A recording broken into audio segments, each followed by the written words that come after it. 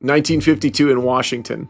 Flying saucers over the Capitol, tracked on radar and intercepted by fighter jets. Yeah, it's called the White House UFO Incident, and it's one of the rare times, it's the only time an identified flying object has been tracked over the U.S. Capitol. And with radar information and eyewitness accounts, we still don't know what happened. To understand the panic of 1952, you have to understand the time. America was deep in the Cold War, and the Red Scare was in full effect. Remember what to do, friends. Now tell me right out loud. What are you supposed to do when you see the flash?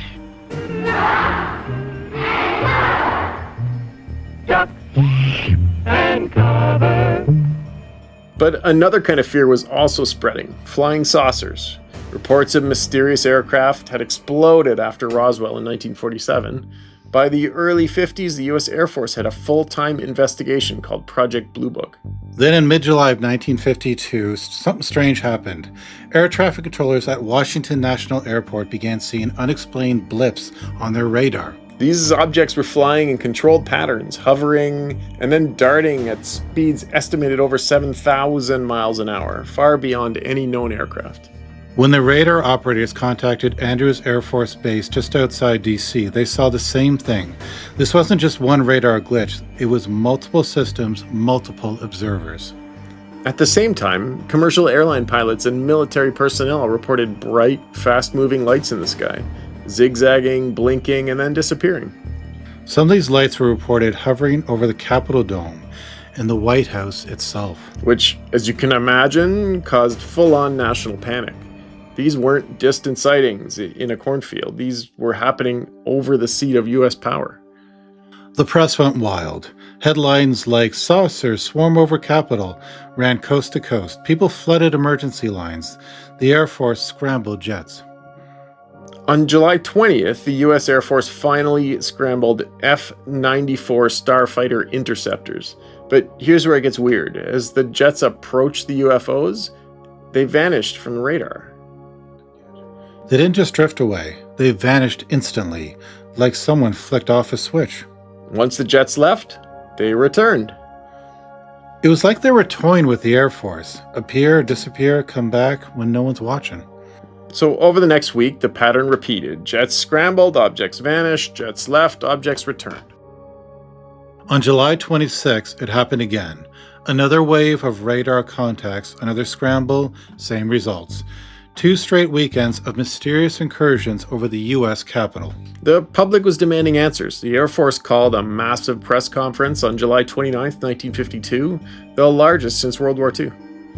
Enter Major General A. Samford, who delivered a calm technical statement.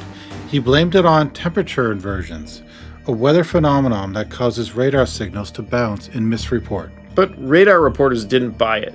These were seasoned professionals. One even said, "I've never seen radar returns like that. It was solid. It was real." And if it was a natural phenomenon, it was oddly coordinated, responsive, and limited to those nights over D.C. nonetheless. To many, it felt like a cover-up. Not just misidentification, but intentional downplaying to calm the public. So what are the theories? Well, first, obvious, Soviet aircraft testing American response. But the maneuvers were too advanced for 1950s tech, and we've never found any kind of matching records. Second, secret U.S. tech. Could it have been a black project or an aircraft being tested? Possible, but why test them over the White House? That's the least likely place to run a stealth op. Then, of course, the classic extraterrestrials, visitors observing our defenses, or maybe warning us. It's easy to roll your eyes and dismiss this, but when the radar confirms it, pilots see it, jets scramble, and nothing's ever explained, what else do you call it? And decades later, the files are still murky. Declassified documents show confusion and contradiction. And the truth, if it exists, it's buried deep.